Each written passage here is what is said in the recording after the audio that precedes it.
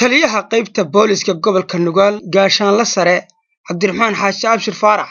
ayaa ka warbixiyay hawlgallo ciidan ee booliska habeenadii ugu dambeeyay ay ka sameeyeen gudaha magaalada Garowe.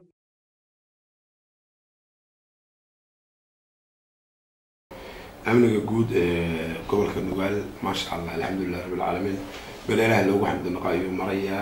waxaan rajaynaynaa kuwii sii dadaalay Ilaahay inuu naga dhigo inta aan kasi fiicnaana Ilaahay degiis dhalinyarada timaha laga xiriiriyay waa jirtay ciidamada booliska iyo hay'adaha booliska ugu xilsaaran anshax celinta dadka ayaa hawlahooda ka qabsanayay anaga u idanay oo amarka siinay dhalinyarada sida ay ugu jarata iyo tawajirayaasha sida ay ugu jaraba inta laga qaado oo dadku muslimiin bay unahay dadku sida muslimiintii ugu jarta timaha inuu cadaan maahin cadaanka iyo qaabka u labistaan iyo qaabka u jarta inta inaga way ka reeban tahay dad muslimiin unahay shariicada islaamka ku dhaqanay oo ku dhalanay shariicada islaamka lagu dhaqmo tawajirayaashana iyaga laftooda sida dhalinyarada kale looga jaray iyaga laftooda waa cadaadinay waxa kala toosanayna kuwa toorayda tuma iyaga laftooda talaabaan ka qaadnay wiil yar oo kasto 15 jir uu tagayo tooray ka tumanayo iyaga talaabaan ka qaadnay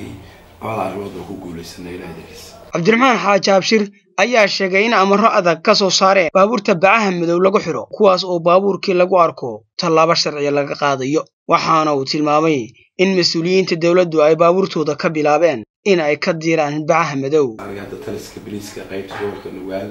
iyo taliska guud oo wada degan dhaxdooda ay ugu wareysanaysaa wax beersoola anaga baabuurteeda miyaa ku arkaysan maya mas'uuliyiinta kale dawladda sidoo kale degarata kama damaysta soo baxday degaratada kama damaystaana kuwii fuliye oo ku guuleysta baalla naga dhigay hadii Ilaahay yiraahdo ama warta dawladnimo ilaa hogaansamo oo la qaato waxa lagu dhisayahay waa nidaam iyo dawladnimo weeyaa nidaamka iyo dawladnimada hadda la saxiin oo la qaadan ama warta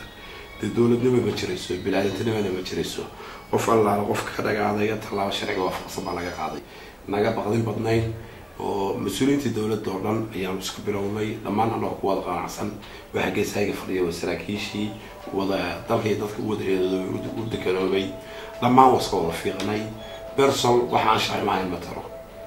ninna malakamood ka wacay ninna malakamood ku soo qadimo waxa marka hore ugu xiranay khalad anaga iska bilownay sicitaanki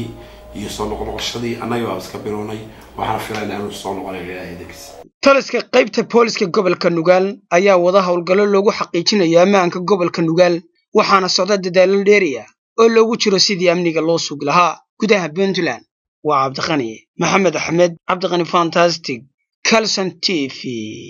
Garowe.